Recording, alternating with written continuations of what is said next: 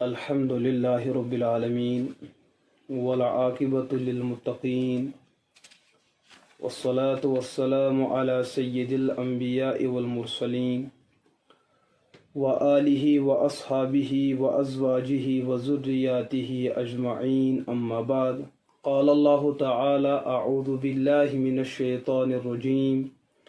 بسم الله الرحمن الرحيم ان اللہ یحب التوابین ویحب المتطہرین صدق اللہ العظیم۔ یہ کتاب ہے تربیتی نصاب برائے خواتین۔ اس کے مؤلف اور اس کے مصنف پڑے اسی ملک کے نوجوان عالم دین اور ختم نبوت کے بہت ہی زیادہ باہمت اور باصلاحیت عالم دین مولانا سعد کامران حفظہ اللہ، انہوں نے یہ جو کتاب ترتیب دی ہے امت مسلمہ کی ماؤں، بیٹیوں اور بہنوں کی دینی ضرورت کو سامنے رکھتے ہوئے اس کو ترتیب دیا ہے۔ چونکہ پچھلے سبق کے اندر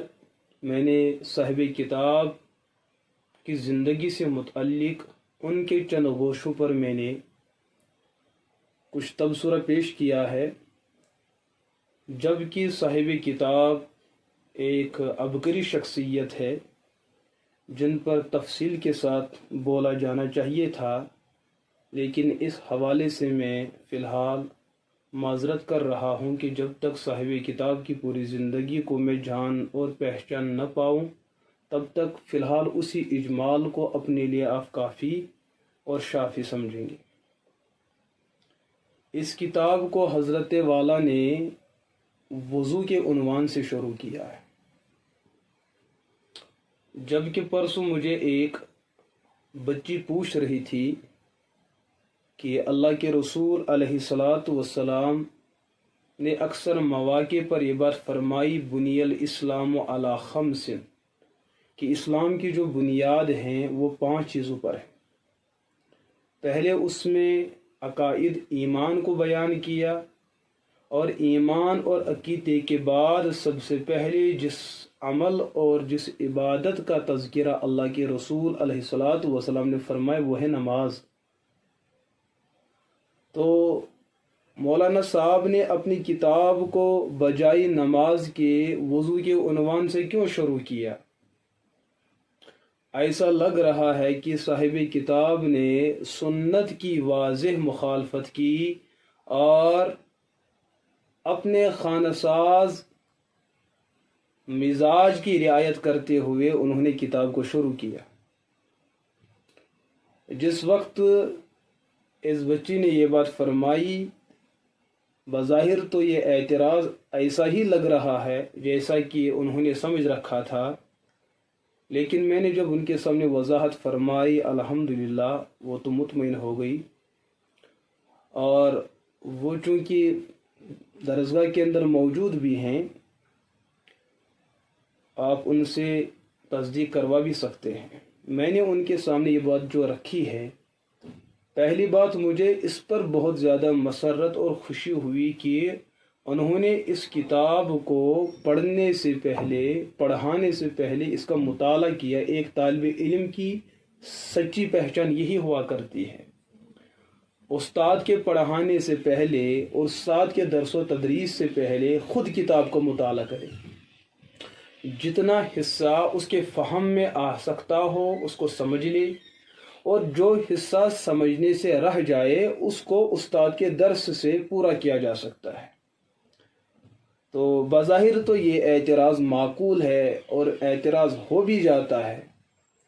صحیح بات یہ ہے کہ اللہ کے رسول علیہ الصلاۃ والسلام کی جو حدیث ہے بنی الاسلام علی خمس، سندن اور متنن وہ صحیح ہے، مضمون کے اعتبار صحیح ہے، رجال کے اعتبار سے صحیح ہے۔ اس میں عبادات کی جو ماں نماز کو بیان کیا گیا ہے، بظاہر تو ایسا ہی محسوس ہوتا ہے کہ صاحب کتاب کو پہلے نماز کا ہی تذکرہ کرنا چاہیے، لیکن جہاں ایک روایت یہ ہے، دوسری روایت دیگر مقامات پہ اللہ کے رسول علیہ الصلاۃ والسلام نے فرمائی لا تقبل صلاة الا بغیر طہور، یا کسی جگہ اللہ کے لفظ کے ساتھ بھی آیا ہے یا بغیر طہور کا لفظ بھی آیا ہے کہ جو نماز ہوتی ہے یہ بغیر وضو، یہ بغیر پاکی اور صفائی کے قبول نہیں ہوتی ہے، صحیح نہیں ہوتی ہے۔ تو یہ سب احادیث مد نظر رکھتے ہوئے کہ صاحب کتاب پہلے بنی الاسلام کے پیش نظر نماز کا ہی تذکرہ کر لیتے، لیکن حضور علیہ الصلاۃ والسلام نے جس نماز کو پہلے درجے پہ لیا ہے اس نماز کی قبولیت کے لیے حضور نے وضو کو لازم قرار دیا ہے، تو پہلے وضو کے بارے میں جانا جائے، اس کے بعد نماز کے بارے میں جانا جائے۔ یہی وجہ ہے کہ دونوں احادیث کو سامنے رکھتے ہوئے صاحب کتاب نے پہلے وضو جو نماز کے لیے شرط ہے اس کو پہلے بیان کیا ہے، اس کے بعد مشروط یعنی نماز کو تفصیل کے ساتھ بیان کیا ہے۔ یہ بات میں نے جب اس جو ہے طالبہ سے ان کے سامنے بات عرض کی تو وہ مطمئن ہو گئے، الحمدللہ، بس مطالعے کا اس طریقے سے جذبہ رکھے۔ تو صاحب کتاب نے اپنی اس تربیتی نصاب کے اندر پہلے وضو کو بیان کیا۔ اللہ کے قرآن میں جو میں نے آیت کریمہ تلاوت کی اس میں اللہ نے اپنے محبوب انسانوں میں دو طبقہ جات کا تذکرہ ہے۔ اللہ کو وہ مجرم اور وہ عاصی اور گنہگار بہت زیادہ پسند ہے جو بعد گناہ سچے دل سے توبہ کرتا ہے، اور اسی طریقے سے دوسرا گروہ اور دوسرا طبقہ اہل ایمان کا وہ ہے جو پاکی اور صفائی کی حالت میں رہا کرتے ہیں، وَيُحِبُّ الْمُتَطَهِّرِينَ، جو پاک اور صاف رہتے ہیں۔ پاکی اور صفائی کا اہتمام ایک مسلمان کے لیے ہر وقت ہونا چاہیے، لیکن اگر مشقت ہو، اضطرار ہو اور پریشانی ہو کہ ہر وقت پاکی اور صفائی کے ماحول میں رہنا، تو کم از کم ایک انسان کو چاہے 5 وقت نماز سے پہلے وہ وضو کا اہتمام کرے، اور اس وضو کے اہتمام میں اللہ کے رسول علیہ الصلاۃ والسلام نے امت مسلمہ کے لیے بہت زیادہ بشارات اور بہت زیادہ فضائل کو بیان کیا کہ اللہ کے رسول علیہ الصلاۃ والسلام فرماتے ہیں کل قیامت کے دن امت ایک میری امت ہے اور سابقہ انبیاء علیہ الصلاۃ والسلام کی جو اور امتیں ہوں گی، ایک ٹھاٹھا مارتا سمندر، اس میں کیسے لوگوں کو پہچانا جا سکتا ہے، لیکن میں محمد صلی اللہ علیہ وسلم اپنی امت کو وضو کے اندر جن اعضاء پر پانی بہایا جاتا ہے اس وضو کی برکت سے، اس وضو پر ہمیشہ عمل کرنے کی برکت یہ ہوگی کہ ان کے اعضاء مغسولہ جن کو دھویا جاتا ہے وہ چمک اٹھیں گے۔ ان اعضاء مغسولہ کی چمک اس روشنی کی وجہ سے کل قیامت کے دن میں اپنی امت کو پہچانوں گا۔ تو اس کا مطلب امت کے وہ خوش قسمت لوگ جو اپنی زندگی میں نماز کا اہتمام کیا کرتے تھے، وضو کا اہتمام کیا کرتے تھے، اللہ کے رسول علیہ الصلاۃ والسلام نے ان کو دلاسا دیا کہ کل قیامت کے دن آپ کی پہچان ہوگی، آپ کو پہچانا جائے گا۔ جب آپ پہچان میں آئیں گے تو اس وقت جو ہے جو شفاعت کا مسئلہ ہے، حوض کوثر پہ جو کوثر کا پانی پلایا جائے گا وہ تو انہی کو دیا جا سکتا ہے کہ جو پہچان والے ہیں۔ تو ایک لازمی چیز یہ ہے کہ نماز کی قبولیت کے لیے اہل اسلام کے لیے بات لازم اور ضروری ہے کہ وہ وضو کا اہتمام کرے۔ صاحب کتاب نے اس حدیث کو اس کتاب میں لایا ہے، یہ حدیث بخاری شریف کے اندر ہے، کتاب الوضو، باب فضل الوضوء والغر المحجلین من آثار الوضوء۔ لہذا اپنے وضو میں بڑا ہی اہتمام کرنا چاہیے، سنجیدگی کے ساتھ اور حسن ادائیگی کے ساتھ انسان وضو کرنا چاہیے۔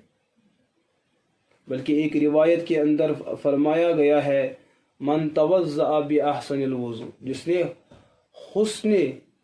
حسن ادائیگی کے ساتھ وضو کیا ہے، صحیح طریقے سے جس انسان نے بھی وضو کے عمل کو سر انجام دیا ہے، اللہ کے رسول علیہ الصلاۃ والسلام فرماتے ہیں اس کے ہر چھوٹے گناہ کو معاف کیا جائے گا۔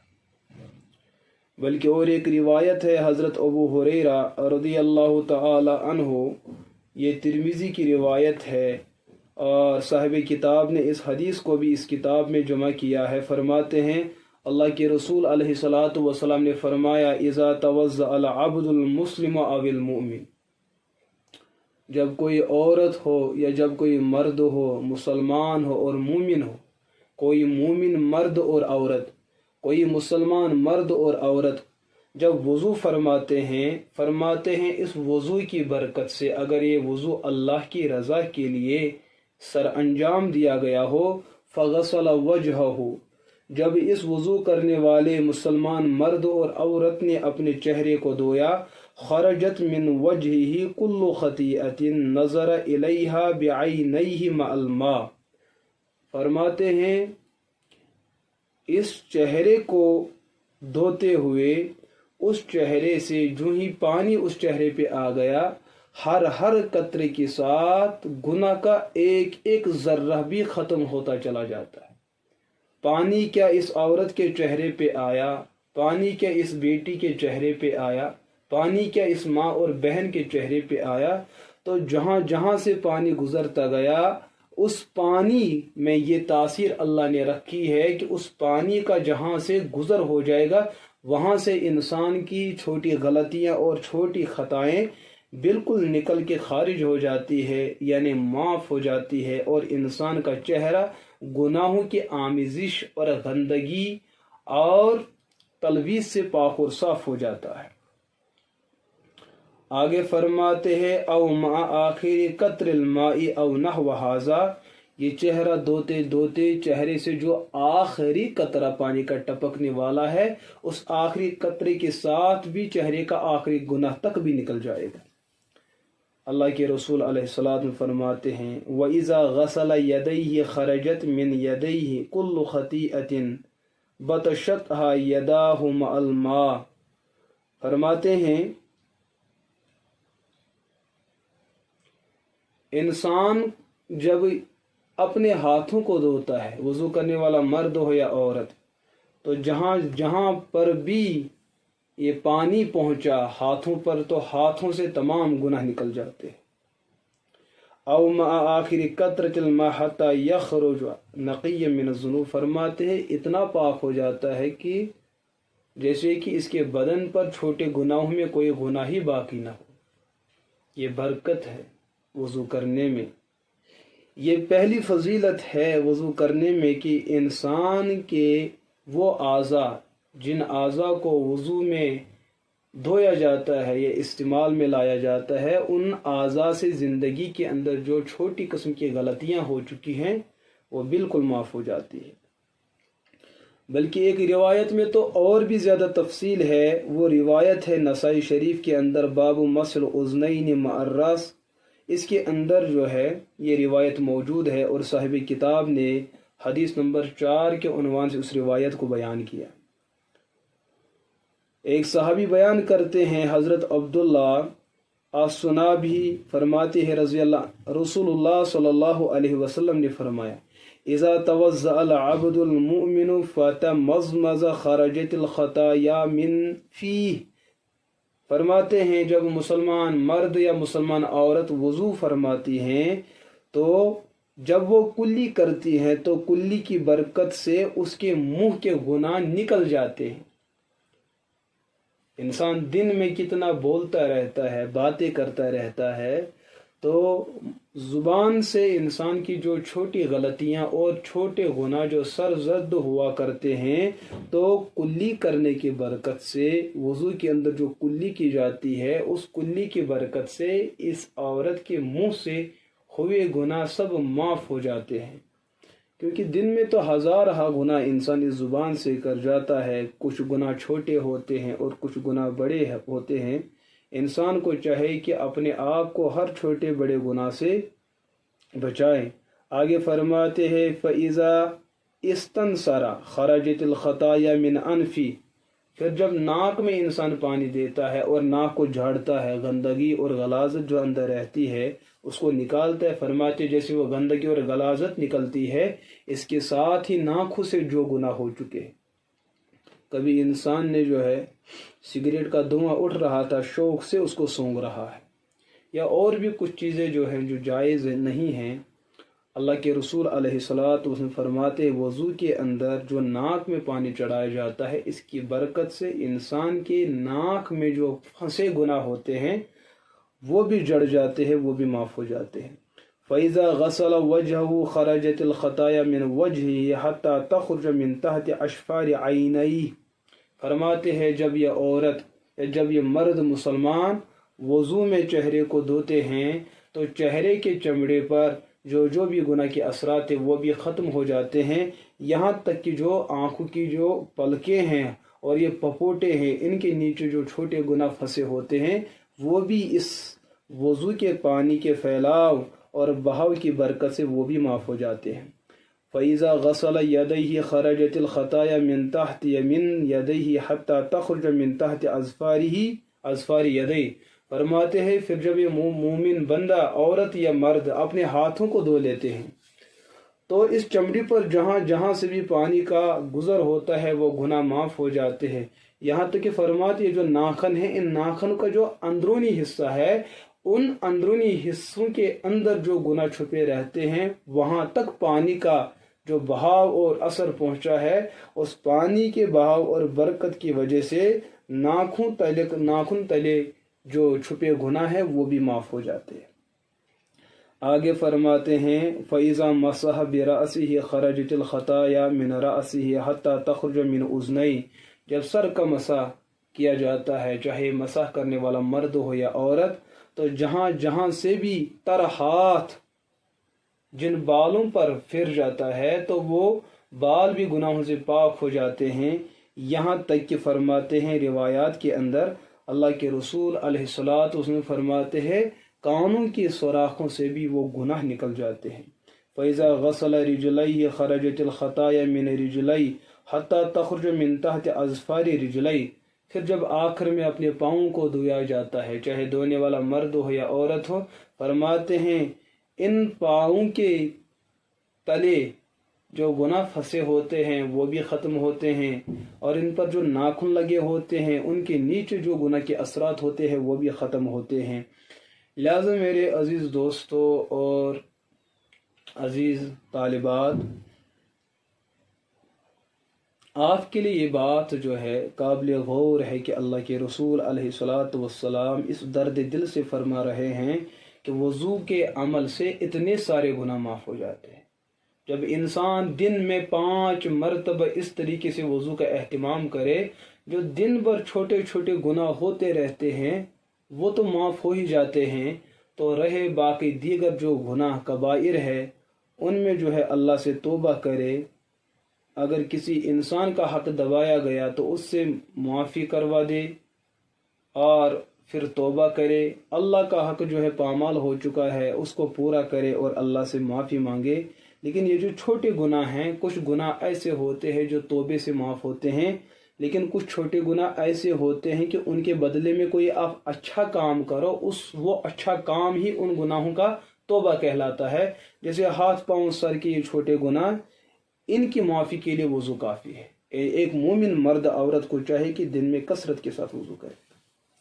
اور ایک روایت ہے حضرت ابو موسیٰ ابی مالک اشعری رضی اللہ تعالی عنہ فرماتے ہیں، یہ ابن ماجہ کے اندر روایت ہے، رسول اللہ صلی اللہ علیہ وسلم نے فرمایا اسباغ الوضوء شطر الایمان، مکمل وضو کرنا ایمان کا حصہ ہے، مکمل وضو کرنا۔ کچھ لوگ جو ہے بے احتیاطی سے وضو کرتے ہیں لیکن بعض اعضاء کے اندر کچھ حصہ جو ہے خشک چھوڑتے ہیں، ان لوگوں کا نہ تو وضو ہوا نہ اس وضو پر پڑھی گئی نماز ادا ہوتی ہے، بلکہ بعض مواقع میں اگر اس قسم کی غفلت سامنے آ جاتی ہے تو ایک انسان کے ایمان کا مسئلہ ہو جاتا ہے۔ کوئی انسان یوں سمجھے یہ کوئی ضروری نہیں ہے تو پھر کفر کا مسئلہ ہو جاتا ہے۔ ابو ہریرہ رضی اللہ تعالیٰ عنہ فرماتے ہیں حضور نے فرمایا الا اخبرکم بما یمحو اللہ بہ الخطایا ویرفع بہ الدرجات، اے صحابہ میں آپ کو وہ عمل نہ بتاؤ جس عمل سے نیکیاں بڑھ جاتی ہے اور گناہ ختم ہو جاتے ہیں؟ صحابہ نے عرض کیا اے اللہ کے رسول علیہ الصلوۃ والسلام آپ فرما تو دیجیے جیسے ان کی عادت شریفہ ہوا کرتی تھی۔ حضور نے فرمایا اسباغ الوضوء علی المکارہ، मुकम्मल तौर से वज़ू करना, गरचे वज़ू इस तरीके से करना आपको मशक्क़त में डाले। हमारे यहाँ चूँकि सरमा का मौसम आता है, सरमा के मौसम में हमें मुख्तलिफ़ किस्म के कपड़े ज़ेब-ए-तन होते हैं, तो सर्दी का तकाजा होता है कि हम आस्तीन को यूं ही छोड़े, जैकेट पहनी होती है, स्वेटर पहनी होती है, अंदर से जो है और भी किस्म की चीज़ें होती है, तो उन आस्तीन को ऊपर लेने में बड़ी मशक्क़त होती है। या सर्द पानी है आज़ा पर डालते हुए इंसान को बड़ी सी तकलीफ़ होती है। अल्लाह के रसूल अलैहिस्सलातु वस्सलाम फरमाया ईमान ये है कि मुकम्मल वज़ू करो। साथ में ये भी फरमाया है कि जिस वज़ू की बरकत से आपके गुनाह माफ़ हो जाते हैं और नेकी में इजाफा हो जाता है, वो वज़ू है, एक तो वो मुकम्मल हो और साथ में अगर उसमें मशक्क़त हो, उस मशक्क़त को खंदा पेशानी के साथ बर्दाश्त किया जाए। लिहाजा इन रिवायात और अहादीस अहादीस के तनाजुर में यही बात सामने आ जाती है कि एक मुसलमान मर्द और औरत को हर हाल में बहालत वज़ू के रहना चाहिए। लेकिन अगर इस तरीके से इस पर अमल करना दुश्वार हो और इसमें परेशानी हो, मशक्क़त हो, तो कम अज़ कम पंजगाना नमाज की अदायगी के वक्त वज़ू का एहतिमाम करना चाहिए। लेकिन वज़ू करते हुए दिल में ये जज्बा हो कि मैं ये अमल जो कर रहा हूँ या कर रही हूँ, ये अमल में अल्लाह के रसूल अलैहिस्सलातु वस्सलाम को खुश करने के लिए और अल्लाह की रज़ा को हासिल करने के लिए मैं अमल कर रही हूँ, वरना इस वज़ू पर मुझे दुनिया में कोई दौलत नहीं मिलने वाली है। मेरे चेहरे पर जो पानी आने वाला है, इससे मुझे कुछ दौलत हासिल न होगी। मेरे आज़ाए मगसूला पर मुझे पानी डालते हुए मुझे दुनिया में कुछ बज़ाहिर कुछ हासिल होने वाला नहीं, बल्कि ये जो कुछ मैं मशक्क़त और मुसीबत और परेशानी बर्दाश्त कर रही हूँ, कभी सरमा में और कभी गर्मा में, ये सब अल्लाह की रज़ा के लिए मैं सब कुछ कर रही हूँ। अगर ये जज्बा हो, ये इरादा हो, तो इस किए हुए वज़ू पर आपको वो सब बशारतें हासिल हो सकती हैं जिन बशारतों का तज़किरा इन मुबारक अहादीस में हो चुका है। लिहाजा मैं उम्मीद रखता हूँ कि ये जो असबाब का सिलसिला है, इनको आप खुद भी पढ़ें। जहाँ कोई मसला हो वो कापी में लिख के रखें कि इस उन्वान में मैंने मसले को पढ़ा, लेकिन मसला यूँ है और मुझे इस तरीके से सवाल पैदा हो रहा है। सवाल लिख कर जो है आपके सवाल को जवाब दिया जाएगा। बाकी अगर किसी वक्त बर वक्त और बरजस्त आपको कोई एतराज़ हो,